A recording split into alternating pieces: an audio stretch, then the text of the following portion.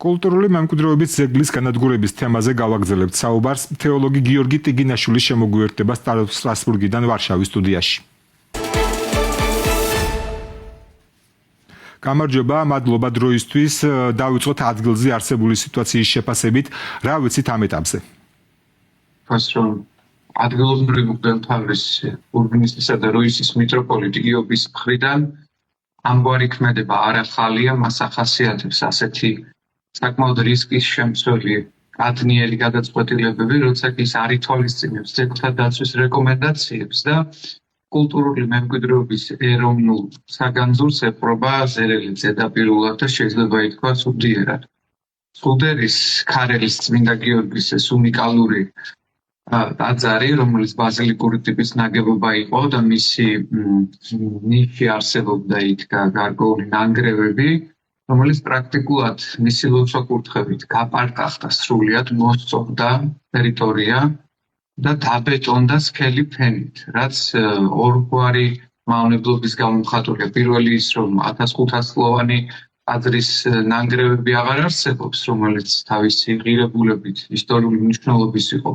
მეორე კი პრაქტიკულად არქეოლოგიური თვალსაზრისით გახდა პრობლემური, რადგან მან სრულიად აღმოფხრა და გაანადგურა ის ეპიგრაფიკული წარწერები, მათ შორის საფლავები, ინვენტარი და უნიკალური ქვის ფილები, რომელიც ადგილზე არსებობდა და ამ თვალსაზრისით უნდა ითქვას, რომ ძალიან მძიმე დანაშაულია ეს და ამაზე, რა თქმა უნდა, სახელმწიფო უწყებები ვალდებულნი იყვნენ იმ თავითვე რეაგირება მოეხდინათ, მაგრამ როგორც წესი, საქართველოს საპატრიარქოს აქვს ხელშეუხებლობის იმუნიტეტი და ალიბი. სახელმწიფო ახსენეთ და როგორ ფიქრობთ, როგორ მოხდა, რომ სახელმწიფოს ეს ფაქტი გამოეპარა, თუ ფიქრობთ, რომ უბრალოდ თვალს ხუჭავდნენ იგივე საპატრიარქო ახსენით და ამ ურთიერთობების გამო?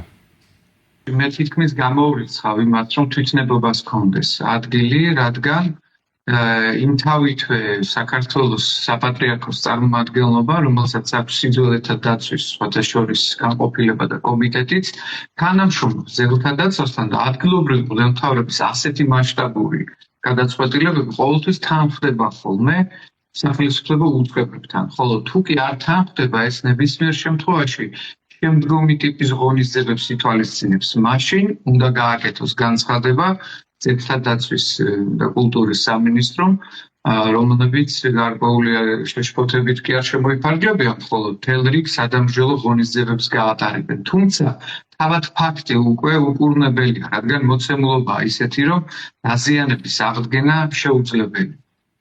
ამ თვალსაზრისით ეს არის მწვავალი ქმედება, რომელიც განახორციელა მიტროპოლიტმა და პასუხისმგებლობა ამაზე როგორც ადგილობრივ ხელისუფლებას, ისე ეკლესიის მმართველ ელიტას ეკუთვნის. თუმცა მე შორს ვარ იმ აზრისგან, რომ სახელმწიფო უწყებებმა რაიმე ტიპის ან საპროტესტო ნოტა გამოაქვეყნონ ან შენიშნა მისცენ მას, შესაძლოა მხოლოდ რაღაც ზოგადი განცხადებით შემოიფარგლონ. ზოგ შემთხვევაში ჩვენ ვიცით, რომ მაგალითად მძოვრეთის მონასტერი იგივე ლუისისა და ურბნისის ეპარქიაში თვითნებურად გაკეთდა ვითომდა, მაგრამ შემდგომ კვეწლების მანძილზე, როცა კი მისი რეაბილიტირება, რეკონსტრუირება და პრაქტიკულად სრული რესტავრირება მიმდინარეობდა თვითნებურად, აკრძალული მეთოდებით, ისე რომ იერსახე და კოლორიტი მთლიანად დაირღვა და არქიტექტურა შეიცვალა ადგილობრივმა მონასტერმა, ამ დროსაც ძეგლთა დაცვის სამინისტრო ყრუდუმილის პოზიციაში. გასაგებია, გიორგი, ეს ყველაფერი ბოლო 1 წლის ამბავია, 1 წლის წინანდელია და ამ 1 წელში ბევრი რამე შეიცვალა, მათ შორის პატრიარქიც. შეიძლება ამ ცვლილებებს უკავშირდებოდეს ის, რომ 1 წლის წინანდელი ამბის აქტუალიზაცია ახლა მოხდა. პრობლემებია ურბნისისა და რუისის, სადაც მთელი რიგი სწავლამოწყვრებითი, დოგმატური, კანონიკური და ადმინისტრაციული დარღვევებია, რომ მე ვეჭვობ, რომ ეს ატარებდეს რაღაც დისკრედიტაციის გზავნილებს. თუმცა არაფერი არ არის გამორიცხული, მაგრამ ერთმნიშვნელოვნად დაბეჭდებით რაიმეს თქმა ძალიან რთულია. თუმცა მეუფეიობთან მიმართებით იმდენი პრობლემა არსებობს, რომ მაინც და მაინც ბადაღებული ტაძრების შემოსვლიდან ვფიქრობ, რომ არ დაიწყებდა ოპონენტი მის მარგინალიზებას. მაგრამ შესაძლოა რაღაც გარკვეული ძალების ინტერესები იყოს აქ და მათ ხელთ არსებული ბერკეტები მხოლოდ ეს იყოს, იმისათვის, რომ მეუფეიობის პიროვნების ასე ვთქვათ, რენომეს დაზიანება მოხდეს. ამ შემთხვევაში მათ ამის საფუძველიც აქვთ, რადგან უამრავი სამხილია და სამტკიც იმისათვის, რომ მეუფეობის ადმინისტრაციული მმართველობის პრობლემურობაზე ვინმე აპელირება მოახდინოს. თუმცა ეს ძნელად სათქმელია და სცილდება მაინც თეოლოგის პრეროგატივას და კომპეტენციას, რომ რაიმე სახის პროგნოზი ან შეფასება გავაკეთო შიდა კარის თამაშებთან დაკავშირებით. გასაგებია და ბოლოს მინდა გელაძეც კითხოთ. გელათის გარშემო ადეკვატური შეფასებები რომ ყოფილიყო, დაიცავდა ეს ყველაფერი სხვა კულტურული მემკვიდრეობის ძეგლებს. გელათი იყო ყველაზე საკვანძო საკითხი, საილუსტრაციოდ გამოდგება იმის მაგალითად, თუ როგორი ინდიფერენტული და პასიური იყო სახელმწიფო, რომელმაც გამოავლინა სრული უპასუხისმგებლობა და თქვენ წარმოიდგინეთ, არათუ დემოკრატიული რესპუბლიკის პირობებში, საქართველოს ისტორიის მანძილზე თვით მაშინაც კი, როდესაც ბოლშევიზმი და კომუნიზმი იყო, ანუ დეკლარირებული ათეიზმი და პრაქტიკულად საბჭოთა ხელისუფლება უღმერთობით გამოირჩეოდა, ისინიც კი კულტურული თვალსაზრისით ყურადღებას აქცევდნენ ძეგლებს და მასზე ზრუნავდნენ მათ რეაბილიტირებას.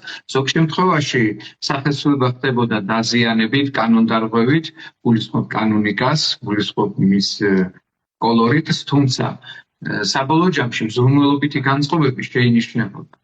არათუ დაზიანებითი. ამიტომ დღევანდელმა ხელისუფლებამ რაც იკადრა, ეს იყო უპრეცედენტო მასშტაბის მავნებლობა.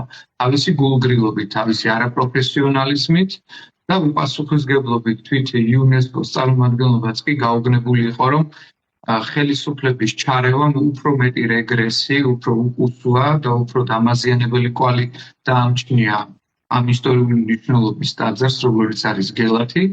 და ეს პრინციპში სიმპტომატურია. ეს არ ასახავს მხოლოდ ერთი ტაძრის მიმართ გამოჩენილ ზედაპირულობას. მთლიანობაში ეს არის სახელმწიფო პოლიტიკის გამომხატველი, თუ როგორი განწყობით ეკიდებიან ისინი ჩვენს ისტორიულ ძეგლებს.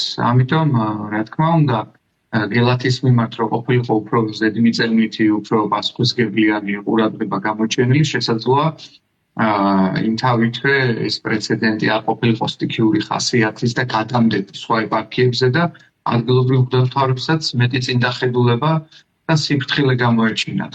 მაგრამ ხედავენ რა ეპისკოპოსები, რომ თვით ისეთი მნიშვნელოვანი ტაძრისები, როგორც გელათია, დამოკიდებულება არის ძალიან მზერელი და უყურადღებო. რა თქმა უნდა, ეძლევათ მეტი სითამამე, რომ იყვნენ ავტონომიურები და თავხედული გადაწყვეტილებებიც მიიღონ, რომელიც საბოლოო ჯამში მავნებლობაა და სრულდება ფატალური შედეგით. დიდი მადლობა დროისთვის. იმედი დავიტოვოთ, რომ კულტურული მემკვიდრეობის ძეგლები საქართველოში დაცული იქნება.